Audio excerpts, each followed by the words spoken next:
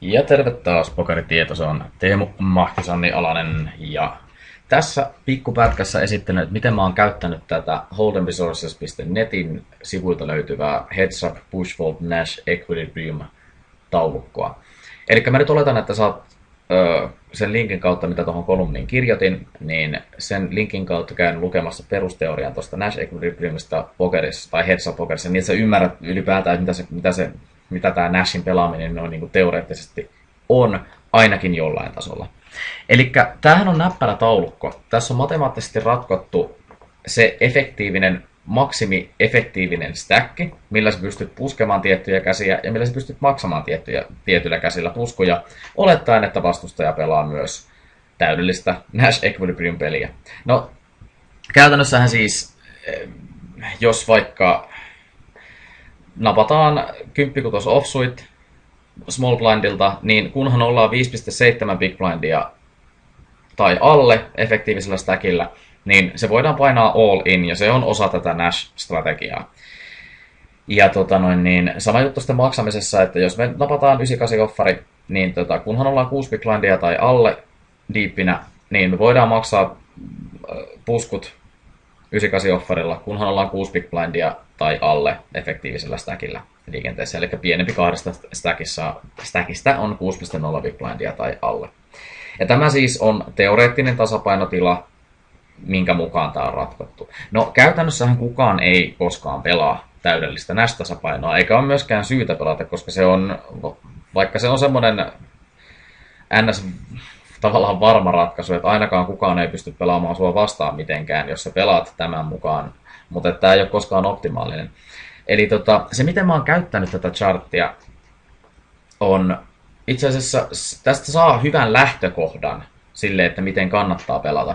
Esimerkiksi ihmiset keskimäärin ei todellakaan maksa puskuja yhtä leveästi kuin mitä Nash olettaa. Eli tämä taulukko on tehty siis keskivertoa leveämmän maksajan mukaan, joka taas tarkoittaa sitä, että esimerkiksi jos meillä on 10 offari small blindilla, niin 5.7 big blindia, joo, jos ollaan efektiivisellä stackilla 5.7 big blindia, niin voit painaa sen allin ja kaikki on hyvin ja se on osa tätä tasapainostrategiaa, mutta me tiedetään jo valmiiksi, mä voin tässä kertoa, että ihmiset keskimäärin maksaa tiukemmin kuin mitä tämä tasapainotila edellyttää, niin sä voit tähän puskutaulukkoon ihan surutta defaulttina ainakin lisätä yhden aina näihin numeroihin. Eli siis voit olettaa jo lähtökohtaisesti, että 10 offerilla sä voit painaa ihan hyvin 6.7 big blindilla jo, koska ihmiset keskimäärin maksaa näitä tiukemmin kuin mitä tämä tasapainotaulukko tai Nash-taulukko olettaa.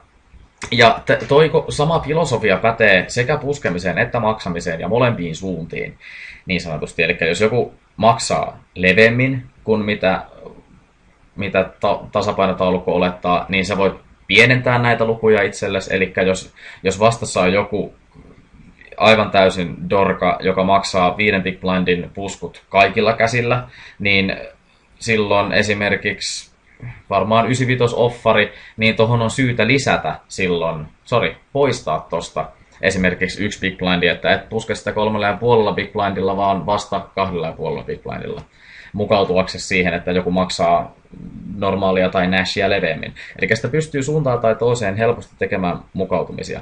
Mä käytin tätä joskus muistaakseni sillä lailla, että mä käytin lähtökohtana käytännössä näitä lukuja +2. Jos mulla ei ollut mitään syytä olettaa, että vastustaja heads-upissa maksaa millään lailla leveästi. Ja se toimi kohtalaisen hyvin kyllä. Että ihan pelkästään sillä jo pääsi aika pitkälle, että käytti tätä taulukkoa ja lisäsi näihin lukuihin aina 2. Tällä puskupuolella siis. Tällä puolella näin. Tämä on small blind taulukko. Sitten big blind taulukossa sitä samaa periaatetta voi käyttää. Ja ihmiset on keskimäärin myös tiukempia puskeja kuin mitä Nash olettaa.